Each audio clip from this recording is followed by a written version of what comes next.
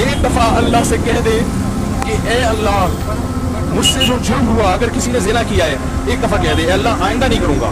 اگر کسی نے شراب پی ہے، ایک دفعہ کہہ دے کہ اے اللہ آئندہ نہیں پیوں گا.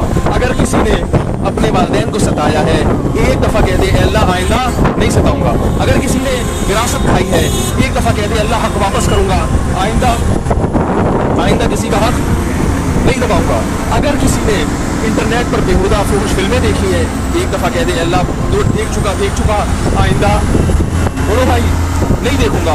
اس کے بعد جب اللہ سے توبہ کرے گا، بشرطے کہ روح جسم کے اندر موجود ہو، اللہ فرماتے ہیں یزید اللہ غفور الرحیم، اللہ صرف گناہ کو معاف نہیں کرے گا بلکہ اللہ کو غفور اور رحیم پائے گا. غفور بھی پائے گا، پانے کا مطلب ہے محسوس کرے گا کہ اللہ نے اس کے جرم کو معاف کر دیا ہے.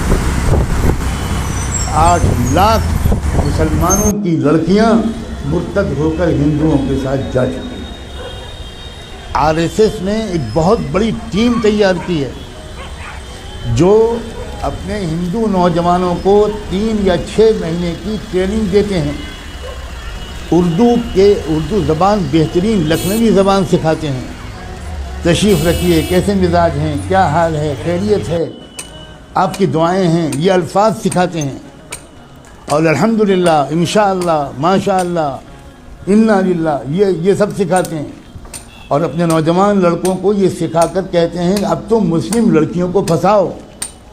اور یہ بھی کہتے ہیں کہ ایک لڑکا اگر کسی مسلم لڑکی کو اس نے مرتد کر لیا تو 2.5 لاکھ کا چیک تو اسی وقت ملے گا، ذاتی مکان اس کے نام کا ہم دیں گے اور جاب دیں گے. 3 چیزیں دیں گے. بے روزگاری کے اس دور میں جس میں کہ کوئی جاب مل ہی نہیں رہا ہمارے نوجوانوں کو، وہ نوجوان وہی غیر مسلم نوجوان سوچتے ہیں کہ بھئی دونوں ہاتھ میں لڈو ہیں، ہم تو ایک لڑکی کو اپنا بھی لیں گے، اس کو ادھرم بھی بنا دیں گے، اور پھر 2.5 لاکھ کا چیک بھی ملے گا، ذاتی مکان بھی ملے گا، اور اس کے بعد جاب بھی ملے گا. اتنا سستا سودا ہے.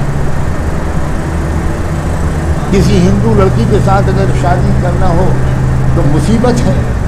وہ تلک اور وہ جہیز اور وہ رسمیں اور وہ مسائل اتنی مصیبت ہے. یہاں تو ہم کو مفت میں لڑکی مل رہی ہے، بلکہ لڑکی کے بدلے پتہ نہیں کیا کیا مل رہا. اس مہم پر لگ گئے ہیں کروڑوں نوجوان، لیکن ہم سو رہے ہیں. اللہ جانے کون سا کوڑا ہمیں چاہیے اللہ کا، کون سا درہ چاہیے، کون سا تماچا چاہیے، کون سا عذاب چاہیے ہمارے جاگنے کے لیے.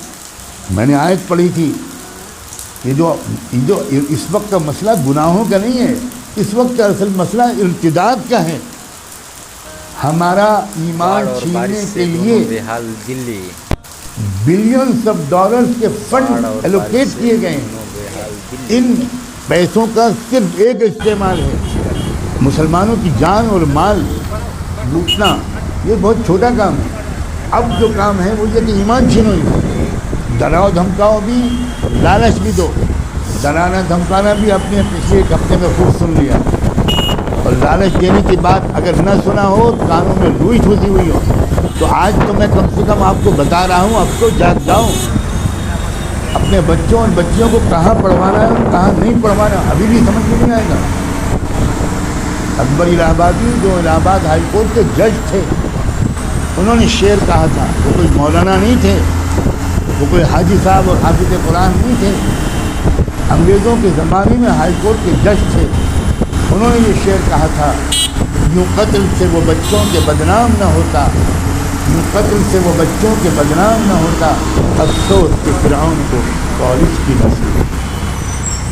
خالی وہ کالج بھیج دیتا، بس ختم، وہ تو قتل ہو ہی جاتے.